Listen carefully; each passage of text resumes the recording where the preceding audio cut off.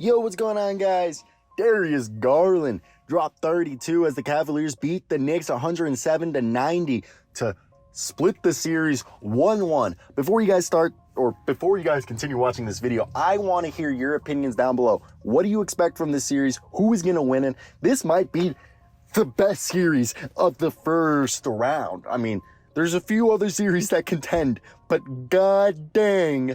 All right, this Knicks versus Cavs, this might be a rivalry in the making, all right? Both of these teams have guys that seem like are going to be around for the next 3 to 5 years. We could be seeing this every year, but let's get right into it. You know, we're going to be heading to New York next, but Darius Garland scored 32 points, 26 while setting, an aggressive tone for the Cavaliers in the first half. 26 points in the first half. All right, the Cavaliers even their Eastern Conference playoff series against New York at 1 game apiece with that 107-90 victory over the Knicks on Tuesday night. Darius Garland scored 15 points in the second quarter. When Cleveland tightened down defensively and dominated New York, they were able to force 9 turnovers on the way to, a good victory. And for me, I think this just goes to show that this is a team do not mess with, all right? I think it's just starting to show that the Cavs can do it. Yeah, I think the Cavs and the Knicks are one of the best matched up teams because, both teams have a problem of consistency. Some nights they show out and they dominate like this, where, they were able to force, 9 turnovers in the first half, like I previously mentioned, to open a 20-point halftime lead. The Cavs pushed their lead to 29 points in the fourth. Cleveland's blowout ended, with a hard foul, and New York was still down 23, and Julius Randle was hit in the air by Jared Allen mid-dunk, and Randle fell on the floor. Players got heated. Everyone exchanged some words, and I felt like that led to this momentum to corral the Knicks, which made the score didn't look like much of a blowout, but it still was. Caris LeVert, who had a quiet game last game, dropped 24 points off the bench. Donovan Mitchell had 17, but a career playoff high of 13 assists for the Cavaliers, who were way more physical in game 1 and went toe-to-toe with the Knicks. We all agreed the first game, for a team like the Cavs, where they had Jared Allen and Evan Mobley, they were literally being out-rebounded by Mitchell Robinson and Julius Randle. I know Mitchell Robinson's just as big as Jared Allen and Evan Mobley, but, Julius Randle was putting on a board. So finally, they came out and looked physical tonight.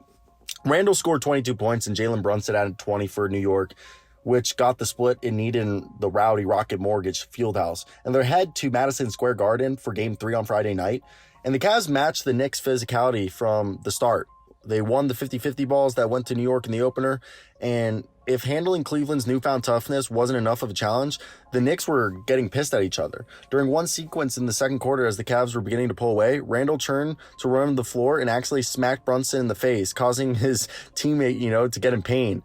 And obviously that's not the only thing there. You could tell there was some barking on the sidelines, but just, dumbfounded mistakes like that. And even Garland made his own mistakes. The 23-year-old failed to take a shot in the fourth quarter of last, on Saturday. And following practice Monday, he had a deep conversation with Mitchell, who urged his young teammate to be more aggressive and forceful.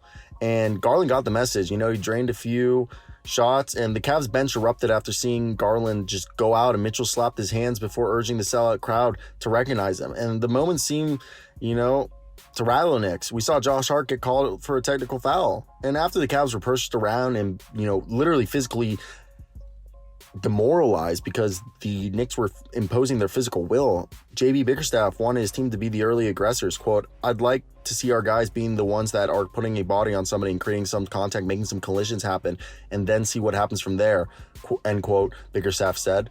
And Cleveland fell behind by 8 early in the game, but, Garland hitting those 3-pointers. The Cavs went on a 15-3 run, took a 25-22 lead after the first quarter. And the crazy thing is the Knicks weren't able to score a field goal in the first 5 minutes of the second quarter. Randle had to extended conversations with the referee. Josh Hart was ineffective while playing with a sprained ankle, scoring 5 points after getting 17 in game 1.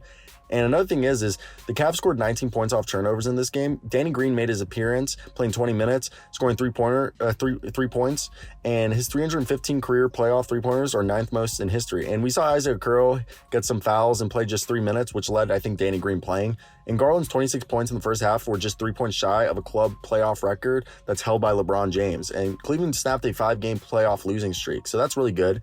And the Knicks host their first playoff game since June 2nd, 2021 on Friday.